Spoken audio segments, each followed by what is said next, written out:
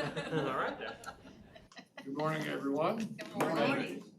Thank you for being with us this morning. My name is adjournment. It's my honor to chair this State Board of Education meeting.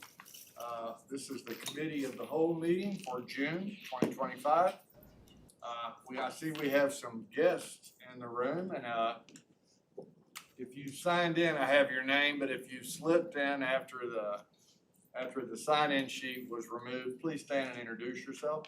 But we have some of our usual guests with us. I won't say normal. Matthew Smith from the Georgia Partnership for Excellence in Education. Good morning, Matthew. And Annie Ginsterblom with the Georgia School Boards Association. I know they're happy to have their conference behind them last weekend.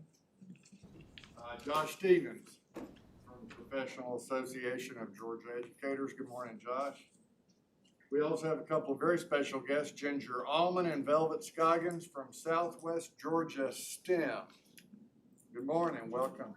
And we're going to hear more from you folks in just a little bit. So, we also have Megan Daskal from Amergis Educational Staffing. Good morning. Did I pronounce Amergis right? Amergis. Thank you. Thank you. Are there any other guests? Good morning, I'm Arthur Brooks. I'm the Excellence Recognition Specialist at the Georgia Department of Education. I'm here to support Ms. Holly Witcher. Yay! Well, I know why you're here then. Thank you for being here. All right.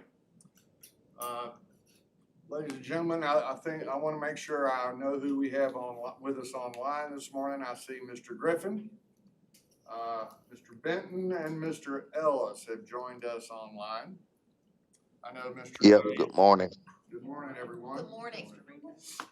And I know that Mr. Downey is otherwise disposed this morning, and I know that you'll keep him and his family in your prayers. So moving forward, we do not have any need for a public comment because we're not approving any rules today, but it is now time for our inspiration and the pledge to the flag.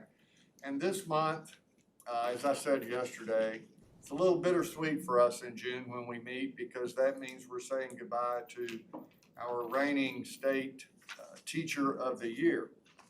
I say this every year because I really believe this. The best legislation that's ever been passed is the legislation that places the Georgia Teacher of the Year on the State Board of Education for an entire year as an ex officio member.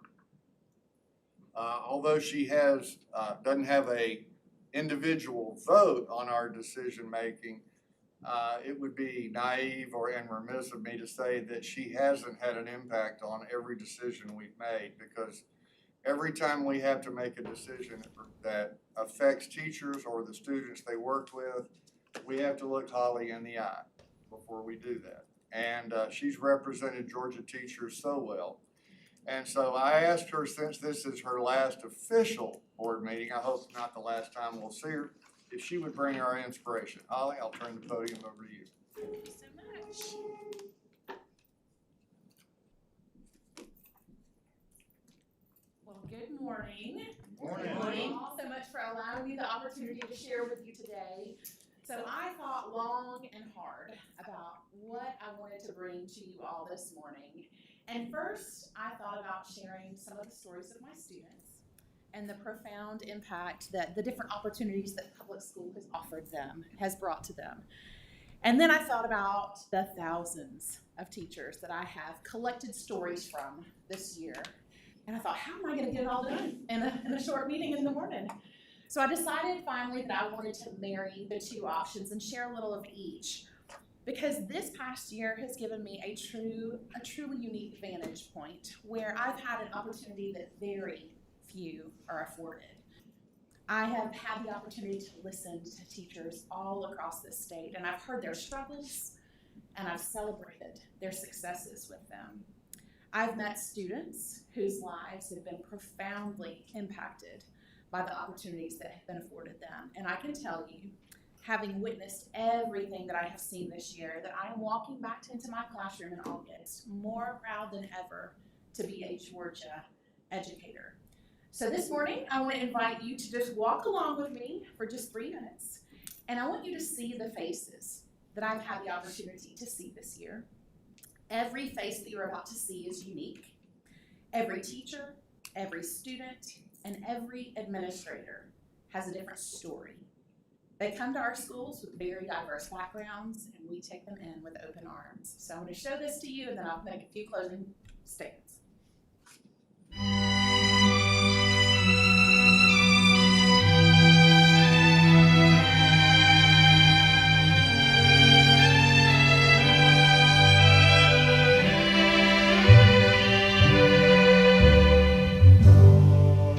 Georgia,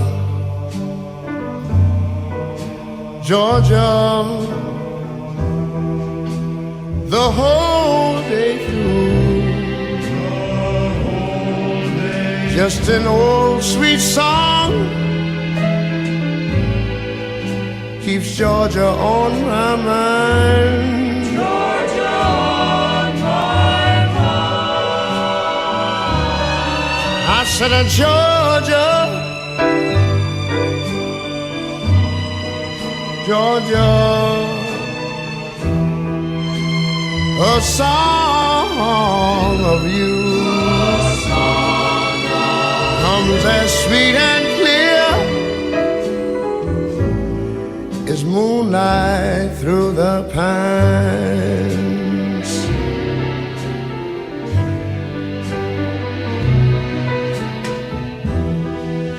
Other arms reach out to me,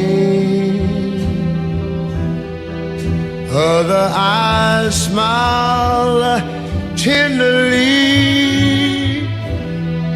Still in the peaceful dreams I see, the road leads back to you. I said, Georgia, oh, Georgia, no peace I find, just an old sweet song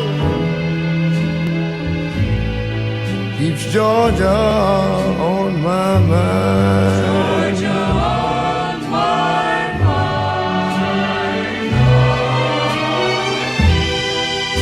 Other arms reach out to me, other eyes smile tenderly. Still in peaceful dreams I see, the road leads back to you. Whoa, Georgia, Georgia, no peace I find, just an old sweet song keeps Georgia on my mind. Georgia on my mind. I said just an old sweet song keeps Georgia on my mind.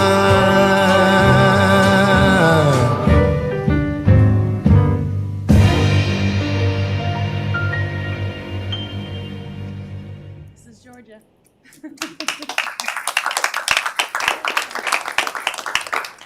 I'm so appreciative to be an educator in Georgia, because Georgia is the state where more funding is now being provided so that teachers can be trained in structured literacy so that every student has the opportunity to read. It's the state where students with significant developmental delays can put on a talent show and their peers and their community members show up to support them. It's the state where students are invited to spend a year learning about leadership, and they're challenged to use the skills that they learn to improve their communities. It's the state being celebrated in national news for having the highest teacher morale in the nation. And this isn't a small thing. It's a profound statement about Georgia's commitment to valuing the on-the-ground experience of educators. Like Stan said, it's valued. You take what I'm saying into consideration, and I appreciate it so much. I'm so thankful for this unique opportunity and for the fact that my perspective and the perspective of all of those teachers who you just saw there could be directly brought to this decision-making body, Georgia, the state where the Georgia Teacher of the Year is not just invited to the table, but is encouraged to speak and have a voice. So thank you. Thank you for not only considering the data, but truly seeing and valuing the faces that are behind it. And as we continue our collective work to make Georgia the #1 state for education, know that I am leaving with a deeper understanding, an immense gratitude, and a renewed passion for our students and for our schools. So as we continue the work here today, please remember those sweet faces that you just saw and let them guide the decisions at the table. Thank you so much.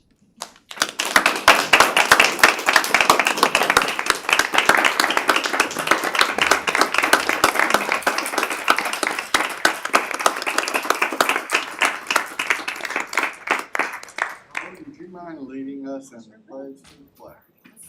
The pledge. I pledge allegiance to the flag of the United States of America and to the republic for which it stands, one nation, under God, indivisible, with liberty and justice for all.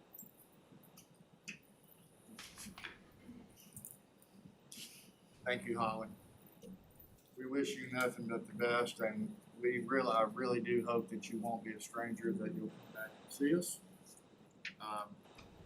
But I know that they're anxious to have you back at home.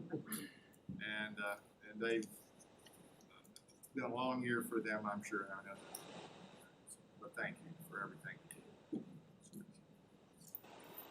All right, ladies and gentlemen, we're going to develop our budget, our committee of the whole agenda right now.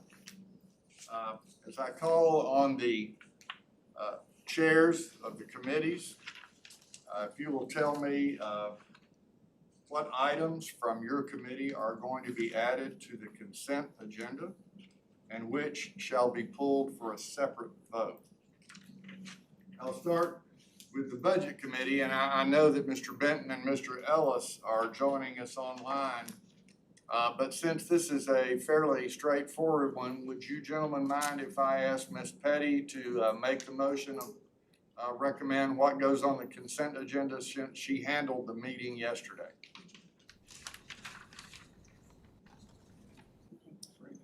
They're both muted, so I'm going to take their silence as their response. Ms. Petty?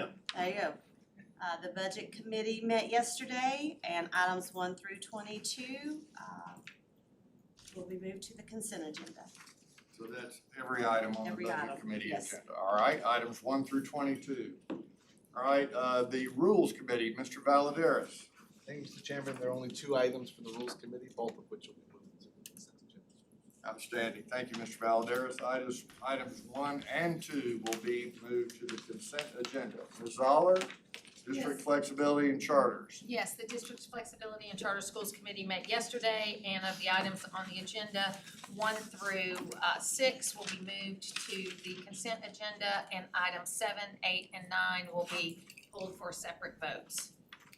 Items 1 through 6 to the consent, 7, 8, and 9 will be pulled for a separate vote. Yes, thank you. All righty. All right, while we give the staff a few minutes, I'm sorry, Mr. Donaldson, I've neglected to ask you about executive session items. Sir, I make a recommendation to move the following to the consent agenda: the individual student waivers, the minutes of the May 7th, 2025 executive session, the minutes of the May 2025 state board meeting, the minutes of the May 12th, 2025 called state board meeting, the June 2025 personnel report, and the June 2025 legal report, with the exception of 2 legal appeals that are being pulled for separate votes, 2025-37 and 2025-41. All right, so everything except those last 2. And Ms. Kenmore, did you get the, I would like to make a recommendation for correction in the minutes on May 7th, page 14 of 560 in the Budget Committee meeting, that my name is correctly spelled. okay, we didn't get that fixed yesterday. we were gonna call, because it was already posted, so it needed to be announced, so it can Alright. be changed. All right, then we will, we'll make that correction during the break, and then we'll pull the, minutes of that board meeting for a separate vote. Mr. Chair, if it's okay with Ms. Kennemore, I'll just amend my recommendation that those minutes stand amended as you recommend. Okay. And then we'll move it all to consent. Okay, that's fine. It's just with that? amended minutes. Is that okay? That is fine. Okay, thank you. All right, and then those amended minutes will be posted, Yes. after, subsequent to this meeting. All right. All right. Charter. Pardon? Charter? Did we- Those are separate. Separate. Yeah, we're pulling those for separate, those three charters for separate votes. So flexibility.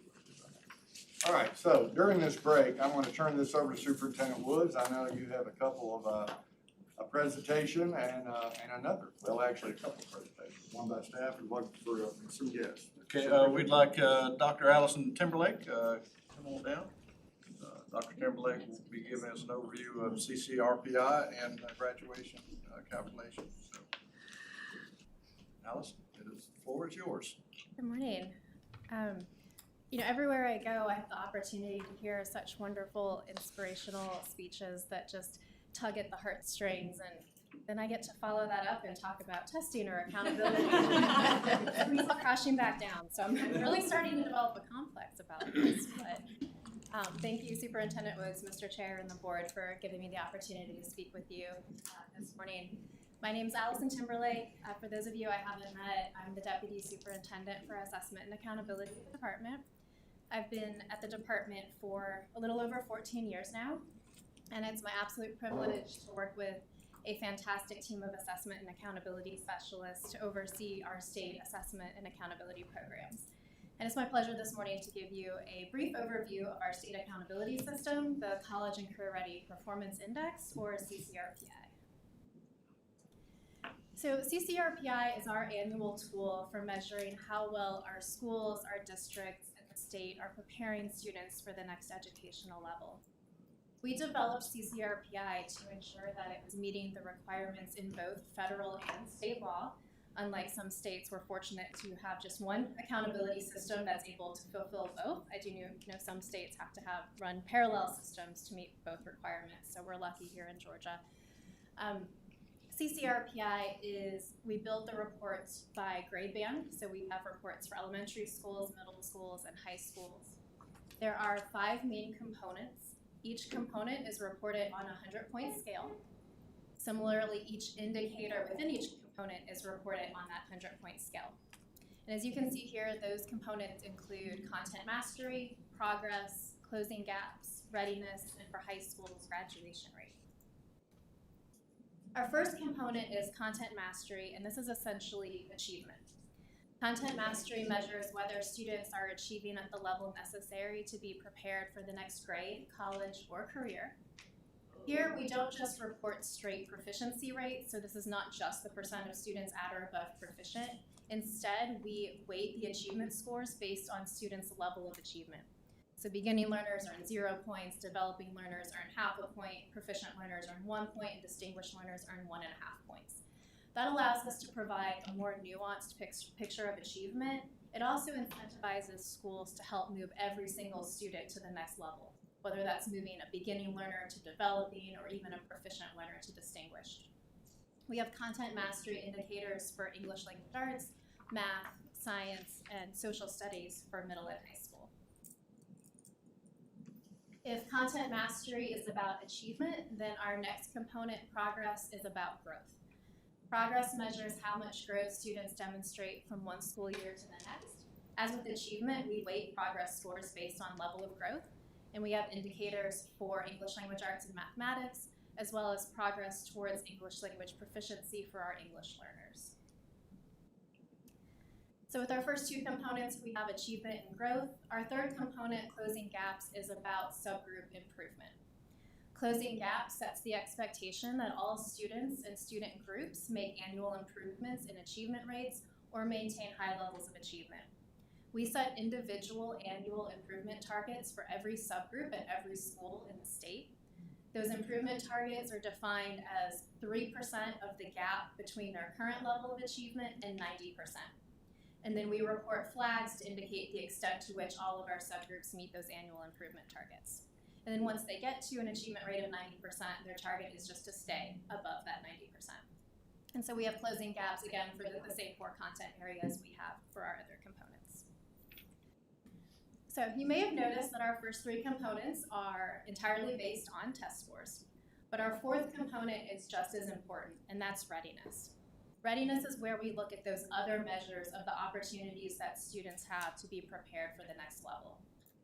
You can see we have a variety of indicators here. Some are consistent across grade bands, few are specific to grade bands for specific reasons, and I will walk you through these. So our first readiness indicator actually is based on test scores again, but this is at or above grade level reading. And I hope that you agree, given the fundamental importance of literacy as well as our state's emphasis on literacy, that we have our first readiness indicator to be around literacy. While we focus on English language arts scores and our other components, those ELA scores include both reading and writing, a more comprehensive look at English language arts. This indicator here focuses just on those Lexile scores, which are based on the reading and vocabulary half of our ELA assessment. So this is a measure of just reading. This indicator is at or above grade level reading, and it's the percent of students demonstrating reading ability at or above grade level. Our second indicator is student attendance. This is essentially chronic absenteeism. It's the percent of students absent less than 10% of enrolled days. Our third indicator is for elementary and middle schools. This is called Beyond the Core. And this is the percent of students earning a passing score in courses beyond the traditional academic core. So fine arts, world language, career exploratory, computer science, and for middle school, PE and health. Our last three indicators are for high school. The first is accelerated enrollment. This is the percent of students earning credit for accelerated enrollment via dual enrollment, AP, IB, or Cambridge. Pathway completion is the percent of students earning an advanced academic, CTAE, fine arts, or world language pathway. Now that we have the new state list of high demand CTAE pathways, starting next year, students will actually count 1.5 times towards this indicator to help incentivize students completing these high demand CTAE pathways. Our final indicator is college and career readiness. And this is essentially the percent of students who have demonstrated readiness for the next level in some way. We know that students across the state are different, they have different goals and pursuits, and we know that our schools are different and they serve the needs of their community to prepare students for their post-secondary opportunities relevant to that location. So with this indicator, we have tried to take a comprehensive look at post-secondary readiness and include many different opportunities for students to demonstrate that they're ready for that next step. As you can see here, students can count towards this indicator in any of these ways, achieving a readiness score on the ACT, SAT, 2 or more AP exams or IB exams. We're about to add Cambridge exams here as well. Passing a pathway-aligned end-of-pathway assessment that results in a national or state industry credential, completing a work-based learning program, or achieving a military readiness score on the ASVAB. Our final component is for high schools, and that's the graduation rate. We include both the 4- and 5-year adjusted cohort graduation rate. While we primarily emphasize the 4-year rate, we know that we have students that just need a little more time. So we want to be able to acknowledge the work that our schools do to keep those students enrolled in school and help them earn the final credits they need in that extra year and graduate from high school with that regular diploma. I'll say just a little bit about the adjusted cohort graduation rate. If you haven't heard that term, it's certainly a mouthful. We have been calculating this particular graduation rate since 2011. This came down from the U.S. Department of Education and was codified in federal law in the Every Student Succeeds Act. Primarily, this helps ensure that graduation rate is calculated consistently across the entire country.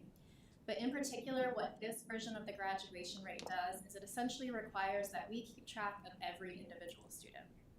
Every individual student who enters a high school is kept track of and is included in these graduation rates. So the adjusted cohort graduation rate is the number of students who earn a regular diploma or students with significant cognitive disabilities who earn an alternate diploma within their faith years, they're counted in the numerator as well, divided by the number of students who form the adjusted cohort for that graduating class. And what I mean by adjusted cohort is, imagine we have a high school, we're going back to school this August, so come August 1st, you have a group of new students who enter high school, 9th grade, for the first time in that high school. They form the beginning cohort for that graduating class. Throughout the rest of 9th grade in the next 3 years, students are gonna move into that high school. We're gonna add them to that cohort. At the same time, students are gonna leave that school. If they leave that school and enroll in another school in the state, enroll in school in another state, emigrate to another country, or if they unfortunately pass away, they would be removed from that cohort. So with this method, we're able to keep track of all students when we go to calculate the graduation rate. When students withdraw from schools, they have to give us withdrawal codes that give us the reason why students withdrew. They also have to keep documentation on file to support the use of those withdrawal codes. Those codes are actually audited by the Governor's Office of Student Achievement, so we do take very good care to ensure that these rates are as accurate as we can make them. So then when we go to calculate the graduation rate, again, we've got the number of students in that adjusted cohort who earn that regular or alternate diploma divided by that final adjusted cohort. We produce public CCRPI reports for our schools, districts, and various stakeholders. They contain cards for each component, so we report not only that overall 100-point score for each component and indicator, but we also disaggregate the data to really allow stakeholders to drill into that data. For example, we'll provide the indicator information broken out by subgroup.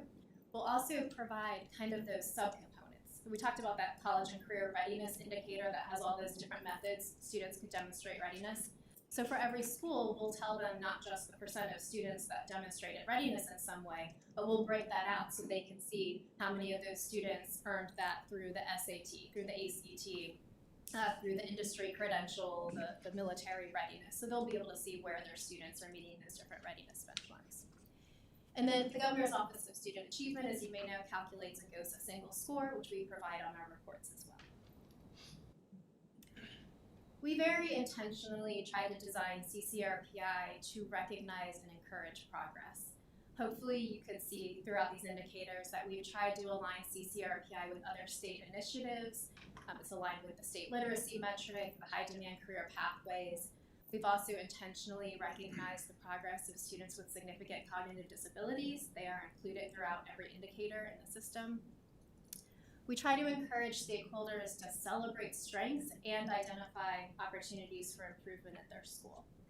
By taking what we call a dashboard approach to these reports, we really want to encourage stakeholders to not oversimplify everything and just simplify it down to a single score, but we really want them to look at all of the data and see where the strengths and the weaknesses are. Maybe they're a high achieving school, but their growth isn't quite where it could be. Maybe their students aren't high achieving yet, but they're growing, their subgroups are improving, and they have all these other opportunities for post-secondary readiness. It helps, even though it's still consistent standardized measures and doesn't capture everything that goes into school quality, it at least helps paint a more complete picture of school performance beyond just a test score.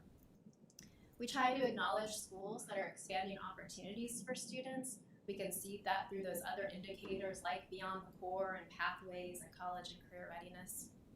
We capture the growth of all student groups. So while the accountability system does continue to primarily emphasize test scores, we try to look at that in different ways, not just proficiency rates. We look at the growth and the subgroup improvement. We try to support the state's strong commitment to workforce and economic development. We see that through the additional points for the high demand career pathways, the focus on pathways and credentials and military readiness.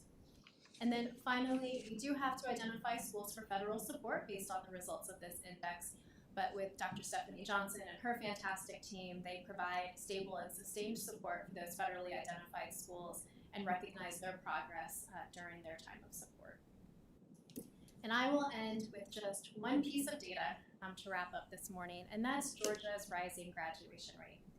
When we first started calculating the adjusted cohort graduation rate back in 2011, only 67.4% of Georgia students were graduating high school within 4 years.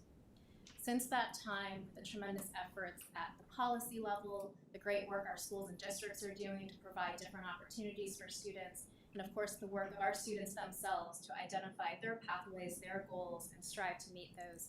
We are now at a graduation rate of 85.4%, which, as you can see here, has risen steadily over that time and keeps continuing to rise. So thank you for your time this morning, and I'm happy to answer any questions you may have about CCRPI. Just for clarification, Dr. Timberlake, when you look at the graduation rate, that's just the 4-year cohort, correct? Yes, sir, that is the 4-year cohort.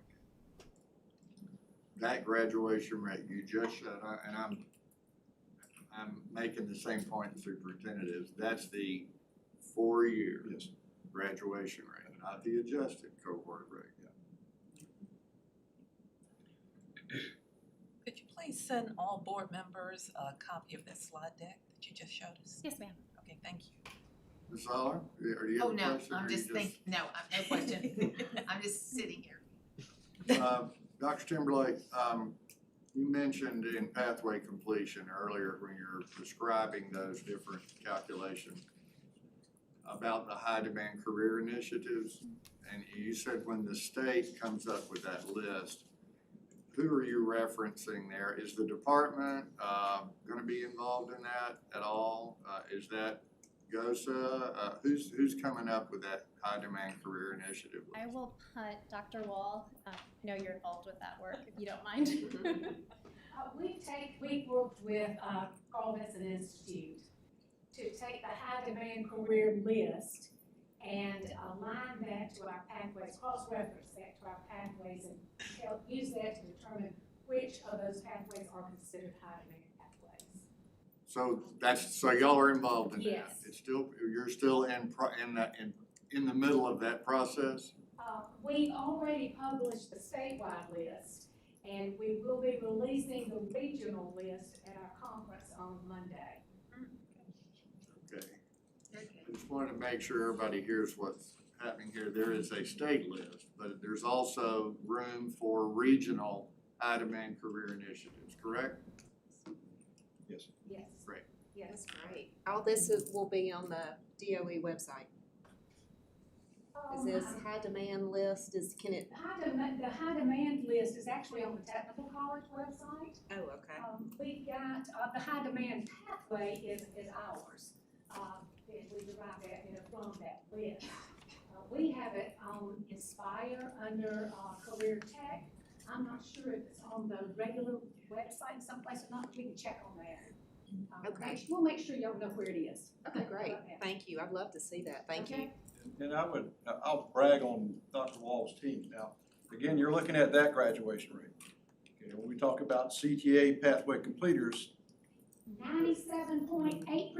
That's awesome. Congratulations. That's fabulous. so I think that, and again, one of the initiatives when we're talking about, again, as the shop, a lot of our schools right now, especially in the CTA area, I mean, they are retooling. Again, we're investing and looking at giving them an opportunity that now they know what this job market looks like, again, whether it's regionally, statewide, or even perhaps to some degree locally as well.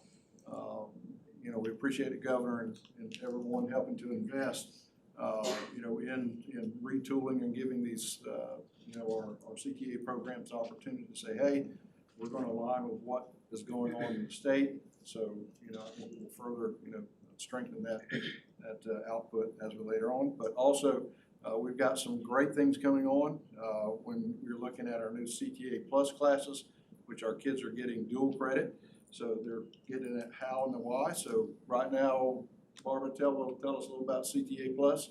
CTA Plus? Yes. It's where students can earn math credit, science credit, or English credit by taking certain career tech courses.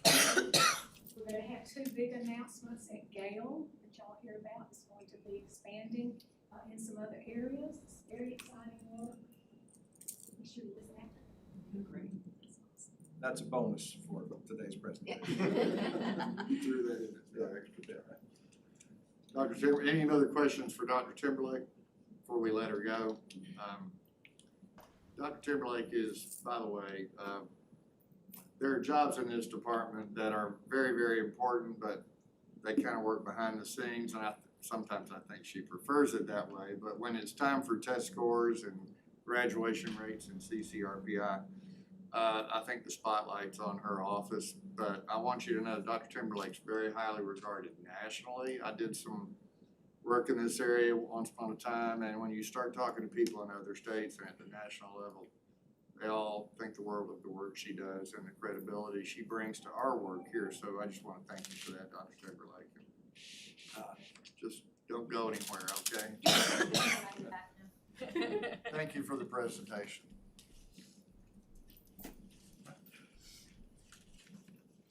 And of course, Dr. Timberlake was talking about, coming and falling behind Holly.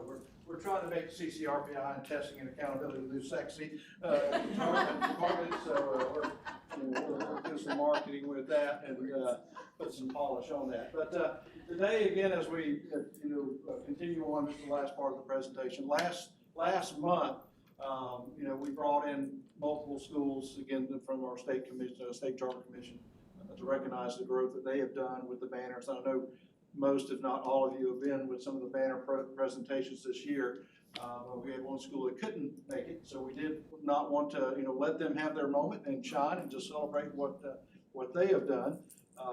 So today we have Southwest Georgia STEM Charter Academy from down south. I know this is Mr. Griffin's area of the world, but we're here to celebrate again. Probably I would say one of the hardest banners to get. This is the math banner, but it's the math high school banner. And as you look at that, again, just trying to put this in perspective, high school banners are the toughest to get. Whether it's literacy high school banner is the toughest to get. This would be the second toughest banner to get. And that's really one of the things you look at is that with our high schools, what they are having to compete with today is that we have so many of our 8th graders now taking high school algebra. And so, these students who have really strong tendencies in math are taking that. So high school says, well, we don't have that cohort of kids that we can do. So anytime we see movement, growth, proficiency with high school, we're very excited. So for our school today, we're celebrating growth, and not just a little bit of growth, but I think we had 34%, growth from last year's math score. So y'all come on up. We want to say congratulations, all right? Mr.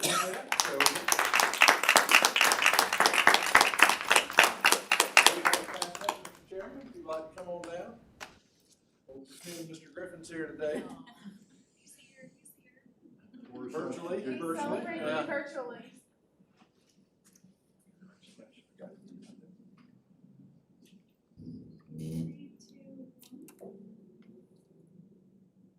If you'd like to share anything about the school, you're welcome to do so. Well, we are in Shellman, Georgia. We have a population of, we've increased our enrollment over the summer to about 40 new students. So we are about 565 students pre-K through 12th grade.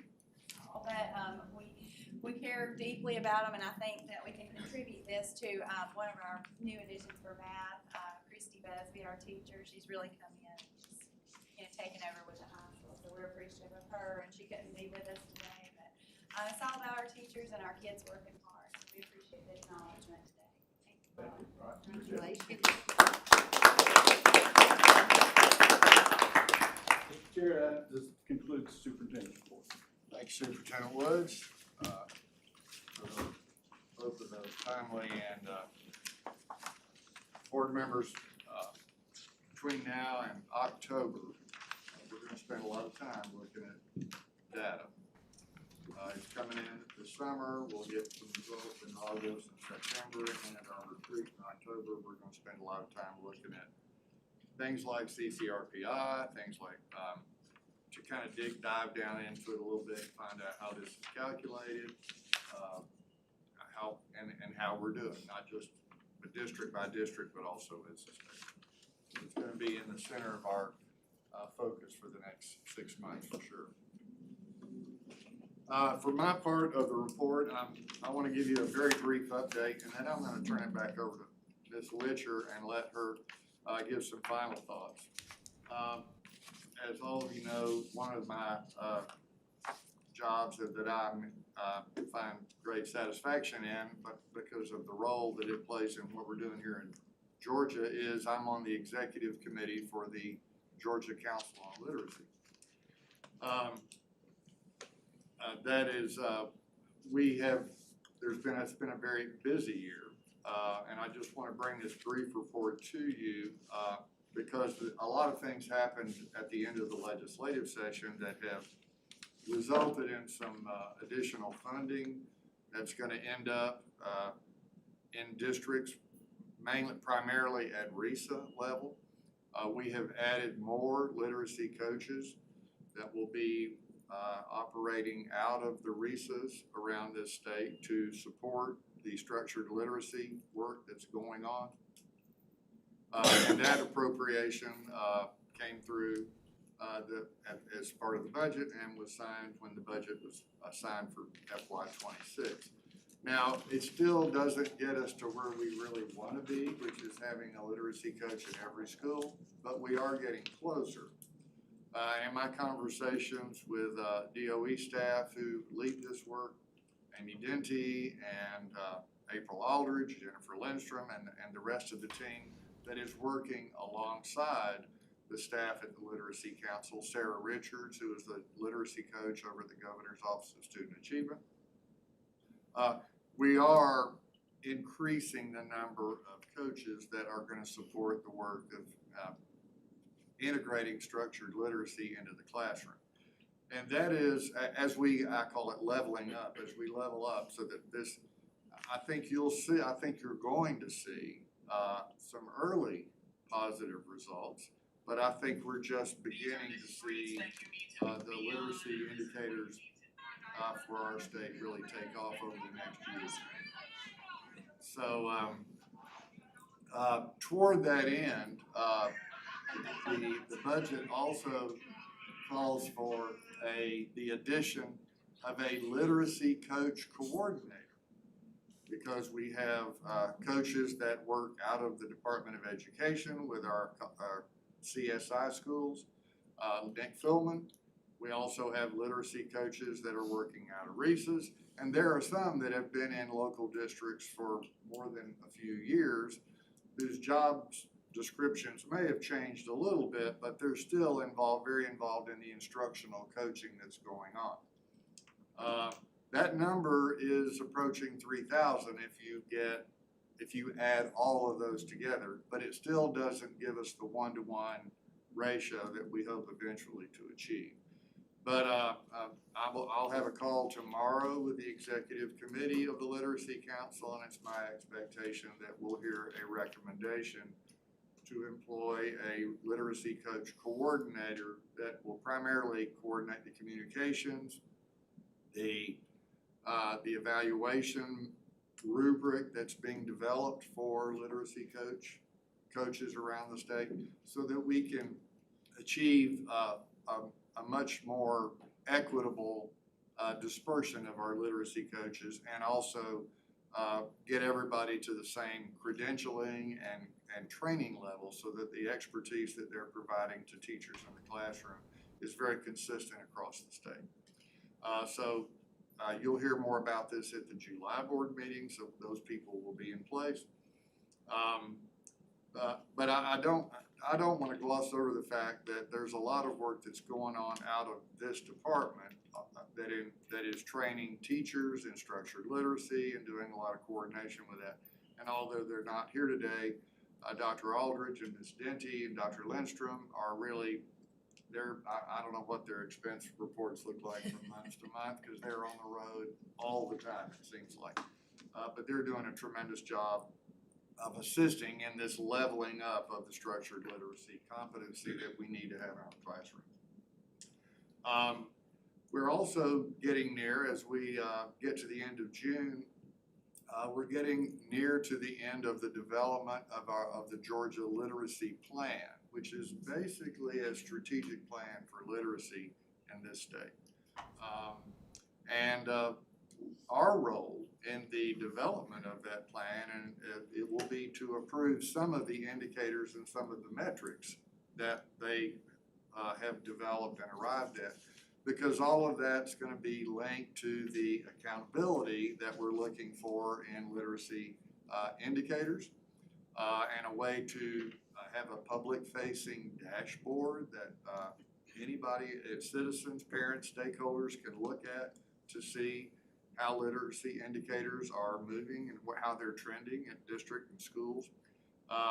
But all of that is gonna be rolled into a statewide literacy plan, and that plan is supposed to be finished at the end of this month.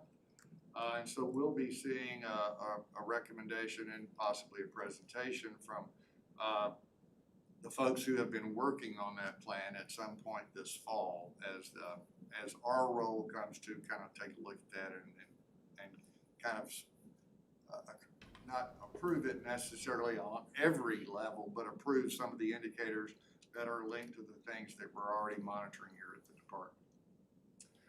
Last, I would like to just let you know that the next meeting of the full Literacy Council is going to be July the 22nd, and it's going to be in Dalton, up in Miss Petty's corner of the state, at Dalton State College. And it's an open meeting. There's going to be a lot to discuss. So if your calendar permits, July the 22nd. The meetings generally run, I'm pretty sure this will follow the same format, from 10 a.m. to 2 p.m. If you're interested in attending, you can go to georgiareads.org, or you can give me a call, and I'll be sure to forward you the details about the next full council meeting of the Georgia Council. So that's my report on the work of the literacy group. And now I'll end my portion of the report by calling Ms. Whitcher back up to the podium. And I can second that the work is being done. I just finished my 24 hours of Cox Campus literacy modules last month. So the work is happening. Teachers are doing the work across the state to make sure that our students are getting where they need to be, for sure. So thank you so much for that. So members of the State Board of Education, I could not let today go by without taking a moment to express my gratitude to each one of you that's here today. From the moment that I joined you in Jekyll last summer, you have made me feel welcomed and valued. You've created an environment where I could learn and grow, and I've had a voice, and for that I am deeply grateful, because I mentioned to Dr. DeJarnett earlier today, that's not the case in every state. This year has been an extraordinary chapter in my professional journey, and I don't take it for granted. I've not only had the privilege of representing the incredible teachers of this state, but I have had a front row seat watching the dedication and expertise of each of you, and I've learned from each of you. The lessons I've learned from your individual strengths and your collective wisdom will undoubtedly make me a more effective teacher, a more informed advocate, and a more thoughtful leader. When I finish out my school year, I always take a moment at our class party and look at each student and present them with a certificate that epitomizes their character and say thank you. And though I didn't bring a certificate for each of you today, I should have. I did want to take the opportunity to look you each in the eyes and just say thank you for your friendship. So to Frank, I know you're online, but I wanted to say, to my seat buddy, you've taught me the power of effective governance through your unwavering emphasis on preparation, maximizing our time, and holding our board to the highest standards. Your genuine curiosity about what I've been doing around the state is a true testament to your lion's heart for education, and it's been incredibly humbling. To Miss Melanie, though you're new to the board, you came eager to make a difference. You were always quick to give of your time and attend events to hear firsthand what is happening in our schools.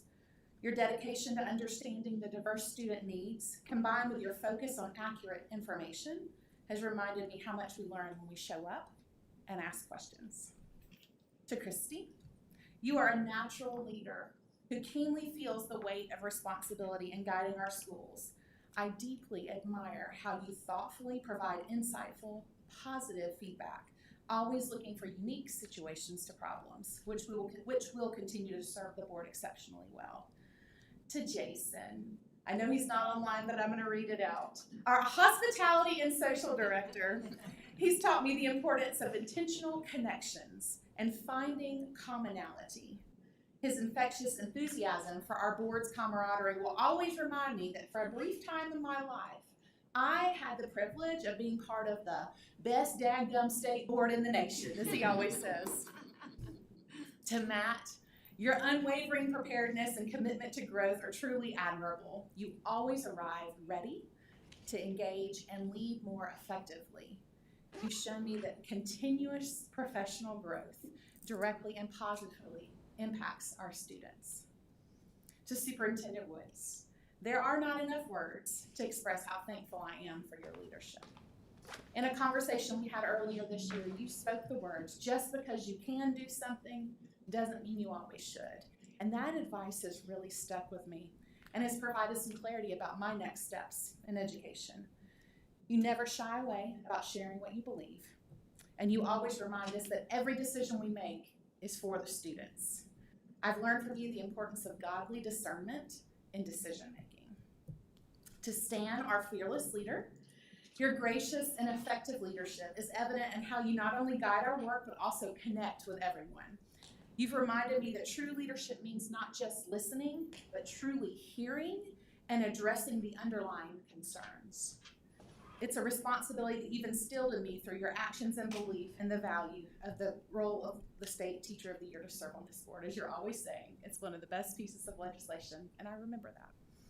To Miss Benna, there are no better words to describe you than generous. Generous with your spirit, with your time, and with your wisdom. And it's truly remarkable. Just like when you faced that bear this fall, your heart and unwavering conviction give you the courage to face head on all of the lessons that come our way, providing me a powerful lesson in wisdom. To Leonte, his approachable nature and ever-present smile make discussing complex topics much easier, preventing defensiveness. His initiative in organizing board orientations truly exemplified setting a high standard and fostering a supportive environment through both attitude and action. To Jennifer, our first day on the board was the same day, and we learned together about what an awesome responsibility this is. Everywhere we go, somebody knows you, which is a testament to how approachable you really are. The best word to describe you is friend, and you've shown me the power of genuine connection and widespread respect. To Lisa, your inspiring passion for literacy and ensuring students first means no one is left out, making our board truly better. You consistently look for ways to elevate every voice and live out Matthew 25:40 as you seek ways to highlight those who are often overlooked. To Courtney, as the newest member, I've enjoyed watching you as you've observed and learned. You clearly recognize the importance of building relationships, which is a crucial foundation in order to have effective collaboration. You've reminded me of the value of thoughtful engagement and building connections. To Rich, your profound legal acumen always prioritizes reasonableness and common sense, reminding us to dig deeper before we act. You've taught me that getting it right is far more important than getting it done quickly, which is also a lesson that you've exemplified in your hospitality. To Nick, online, I see you. Your experience in safety brings a vital and much needed perspective to our discussions, especially this past year. You don't feel a need to speak out about every issue, so when you do speak up, everyone listens, and that's a testament to the measured wisdom and insight that you bring to the board. And to Martha, you are an exceptional listener who can cut through the noise and pinpoint the main issue. You've taught me the art of deep listening and focused clarity, always seeing beyond the present to the potential unintended consequences. Someone recently asked me what I would miss the most about my active time serving on the board. I say active because I will see you again. And I could list out an entire litany of items that I have loved that will significantly change over these upcoming months and years as I go back into my classroom. But I think sitting on this board is what I will miss the most.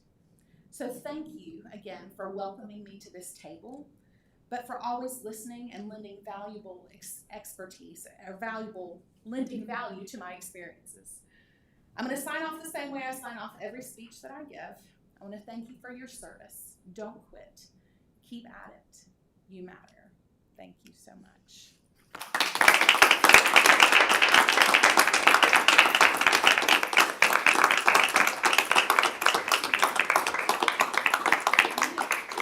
I want a picture later, so don't leave.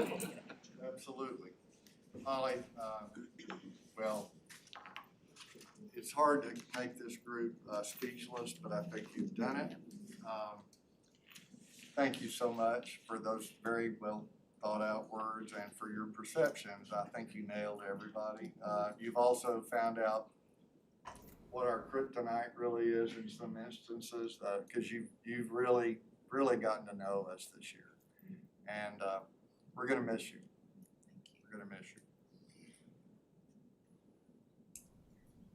It is now time for us to develop or approve the agenda. You have the new agenda in front of you, board members. I will entertain a motion and a second for approval of the agenda. So moved. I'm sorry. So moved. All right, I'll go with Ms. Kennemore for the motion and Mr. Donaldson for the second. Any discussion? All in favor, say aye. Aye. Any opposed? Board members that are joining us online, if you'll unmute yourselves long enough to vote, we would appreciate it. But I'm gonna, I believe that the agenda has been approved unanimously. Now it's time to approve the consent agenda, and I'll entertain a motion. So moved. Second. Ms. Garrett, I'm gonna take your motion. I couldn't get it out, but it was coming. You have to really start before I even finish. I was raising my hand and jumping up and down, but it wouldn't come out. Mr. Chair, you're out of order. Careful. Motion by Mr. Garrett, Ms. Garrett, and second by Mr. Donaldson. Any discussion on the consent agenda? All in favor, please say aye. Aye. Aye. Thank you. Any opposed? All right. Now we have 3 items that have been pulled for a separate vote. They are on the District Flexibility and Charter Schools Committee items. Mr. Chair, are we going to do the executive committee items first? Let's do that first. Let's do that first. We have 2 legal appeals. The first is the State Board decision, case number 2025-37. I'll entertain a motion to approve the decision. Mr. Donaldson, please. It is recommended the State Board of Education reverse the decision of the local board in case number 2025-37. So moved. Motion by Ms. Fennell, a second. Second by Mr. Valladares. Any discussion? All in favor of reversing the decision as recommended by Mr. Donaldson, say aye. Aye. Any opposed? Mr. Donaldson, next one. It is recommended the State Board of Education affirm in part and reverse in part the decision of the local board in case number 2025-41. So moved. Motion by Kennemore, Second. second by Ms. Zoller. Any discussion? All in favor, say aye. Aye. Aye. Any opposed? All right, moving on. Ms. Zoller, would you lead us through the 3 items that have been pulled for a separate vote? Yes, so the first item is the strategic waiver for school system renewal for Richmond County Schools. The recommendation was to renew for 1 year, so I'm proposing a motion to accept the proposal as, accept the item as proposed by the State Board of Education. By the recommendation. The that recommendation, department made? I'm sorry, not by the State Board, recommendation by Board of Education. All right, and that It's a 1-year renewal. recommendation is for a 1-year renewal, correct? Yes, that's correct. All right, I'll entertain a motion. So moved. Second. What, we'll get to the discussion. Discussion comes after the motion. All right. Yeah. I'll entertain a motion. The motion has been made by Ms. Kennemore, second by Mr. Donaldson. Now, any discussion? I have had time to read, well, I couldn't see it actually, it's part of my problem, I couldn't see it, but I haven't had a chance to look at the supplemental information that the department provided, but, I'm still at the point where it looks like they've made progress, and so I'm still struggling with why it's a 1-year renewal. I would propose that it be a 3-year renewal. So you would like to amend the motion? I would. Okay, so, So you're, let me make sure I heard you correctly, Ms. Stockwell. You're recommending a amended motion for a 3-year renewal, correct? Yes. All right. 3? All right, we have an amendment to the motion. So we will vote. It needs to be seconded. Well, I'm sorry, it needs to be seconded. We have an amendment.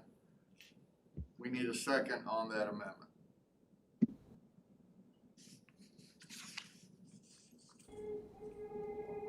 Anybody online want to, okay, I just want to make sure if you wave at me or something like that, if you need to speak.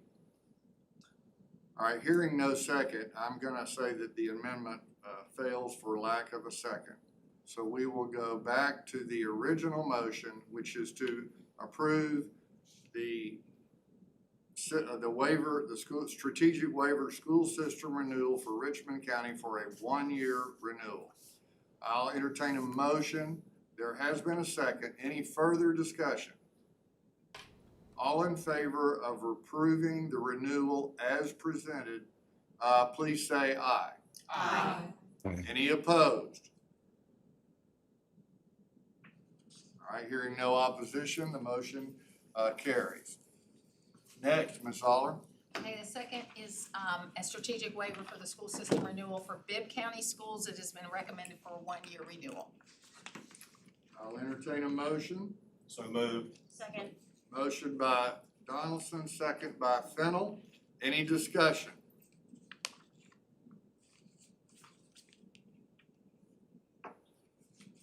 Hearing none, all in favor of approving the renewal as recommended, say aye. Aye. Aye. Any opposed? All right, the motion carries. Last item, the charter system renewal for Evans County Schools. Ms. Zoller? Yes, so propose a motion for the charter system renewal for Evans County Schools as recommended by the Department of Education for 1 year.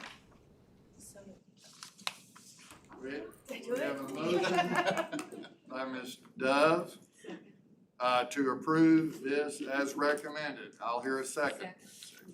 I'm sorry, where? Ms. Kittle. Ms. Canamore is the second. All right, any discussion? Hearing none, all in favor of the renewal as recommended, please say aye. Aye. Aye. Any opposed? No. We have 1 no. All right, let the record reflect that vote. Any abstentions? Should have asked that earlier. I don't think anybody did. All right, the renewal is approved as presented. Are there any other business items that need to be brought to the board's attention at this point? I have an announcement. All right, Ms. Kenmore, you have an announcement. Thank you, Mr. Chair. The Sandra Dunnigan Deal Center for Early Language and Literacy, they are having their annual Governor's Summit. It's going to be held in Milledgeville, July 8th through the 9th. And the event is focused on advancing early language and literacy development for children from birth through 8 years old. And it's held free of charge to those who want to attend. So if you're interested, please go to the website, or I can forward you the email for you to register. And it's a wonderful event, and we are just looking at making sure all of our children have an opportunity to read.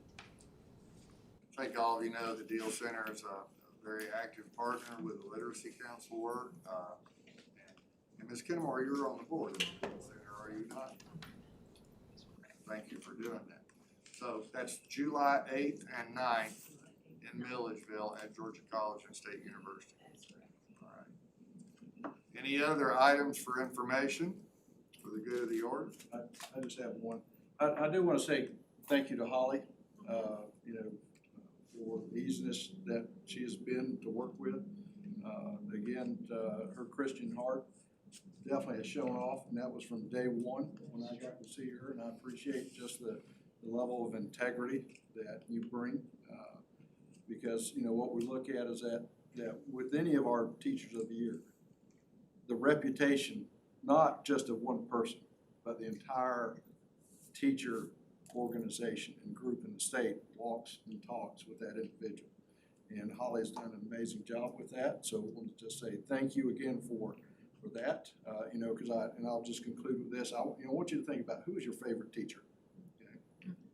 Well, Holly's been our favorite teacher for a year.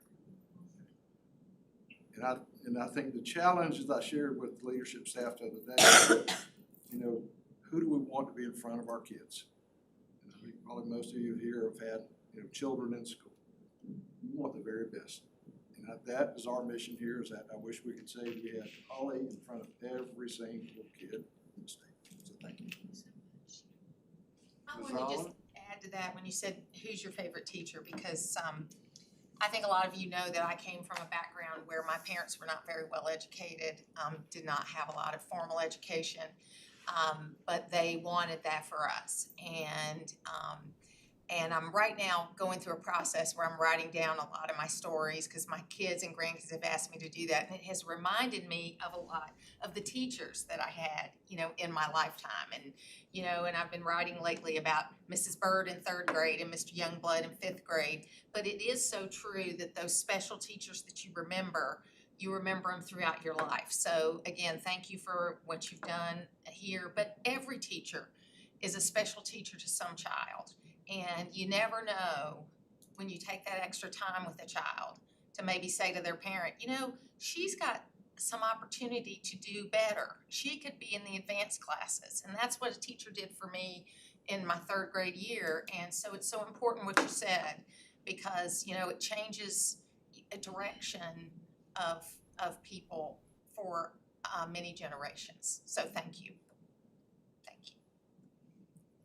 I just wanted to add, Dr. Wall sent our brag sheets for our district. Oh, yeah. On Monday, I know we get a lot of emails, but I always enjoy looking at those. So please get through all the other junk that we get, and it's an important thing to look at the things going on in your district. So I appreciate you saying that. I was just about to pipe up and say that same thing, and I told Dr. Wall that's so helpful, especially for those of us that are newer. Coming on the board and trying to figure out what's going on in our district, and it's so important because they're doing great work. And we need to take that opportunity and celebrate them when we can and lift them up because it's hard work, and I appreciate it. Yeah. Thank you, Matt. Anyone else? Another announcement, the federal programs, they're having their conference at the end of this month, the 24th through the 26th, and it's going to be at Gas South. And also, Holly, thank you so much for being a great example on the board and being my sister in Christ. I appreciate that. And I tell this to everybody wherever I go. Every home is a school. What do you teach? So no matter where we are and what we do, we're teaching somebody something. So thank you for exemplifying. All right. Folks, I appreciate the work you've done today. Thank you for your patience with me as we get through all of this. And we'll see each other in July down on Jekyll Island. So with that, I'll entertain a motion to adjourn. So moved. All give it to Matt.